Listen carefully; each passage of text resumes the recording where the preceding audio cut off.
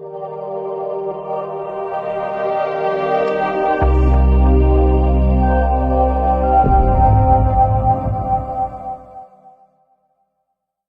To CMD news. నా పేరు కామాక్షి. ముందుగా నేటి వార్తా విశేషాలు. కావలి పట్టణంలోని తెలుగుదేశం పార్టీ కార్యాలయంలో కావలి శాసనసభ్యులు దగ్గుమాటి వెంకటకృష్ణారెడ్డి ఆధ్వర్యంలో రాష్ట్ర మంత్రివర్యులు టీడీపీ జాతీయ ప్రధాన కార్యదర్శి యువనేత శ్రీ నారా లోకేష్ జన్మదిన వేడుకలు ఘనంగా జరిగాయి.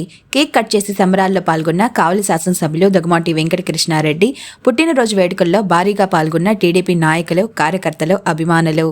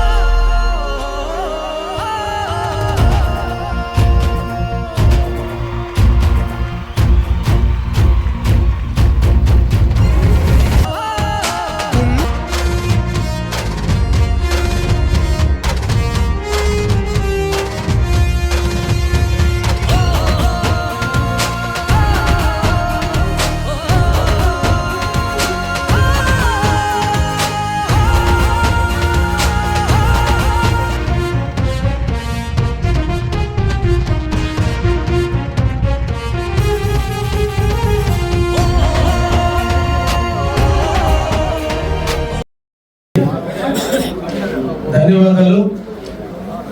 మనందరికీ ఆదర్శవంతుడు, యువ నాయకుడు, తెలుగుదేశం పార్టీని భుజస్కంధాల నుండి చిన్న వయసులోనే మోస్తున్నటువంటి వ్యక్తి, ఎండలు కూడా సైతం లెక్క చేయకుండా రాష్ట్రంలో రాక్షస పాలన మీద యుద్ధాన్ని ప్రకటించి మండు టెండర్లో తెలుగుదేశానికి, ఆంధ్రప్రదేశ్ ప్రజలకి నిర్వీర్యమవుతున్నటువంటి ఆంధ్రప్రదేశ్ వ్యవస్థని మెరుగుపరిచేందుకు, నిర్వీర్యమవుతున్నటువంటి కార్యకర్తలకు హక్కులు చేర్చుకునేందుకు ఈ రాష్ట్రం మంది రాక్షస పాలన తరమాలి, అవినీతి రహితమైనటువంటి పాలన అందించాలి అనేటువంటి ఒక దృఢ సంకల్పంతో ఈరోజు మనందరం ముందుకు వచ్చి పాదయాత్ర చేసి రాష్ట్ర దేశ చరిత్రలో ఎప్పుడు రానంత మెజార్టీని తెలుగుదేశం, బీజేపీ, జనసేన కూటమికి తీసుకొచ్చిన మహోన్నతుడు వ్యక్తి శ్రీ నారా లోకేష్ బాబు గారి యొక్క 42వ జన్మదిన సందర్భంగా ఈ సందర్భంగా అందరూ కూడా మన పుట్టినరోజులుగా మనం అందరం కూడా భావించాల్సిన అవసరం ఉంది. ఎందుకంటే రాక్షస పాలన అంతమందించిన తర్వాతనే మనందరి జీవితాల్లో వెలుగులు వచ్చినాయి. అందరం కూడా ఈరోజు సంతోషంగా ఉన్నాం.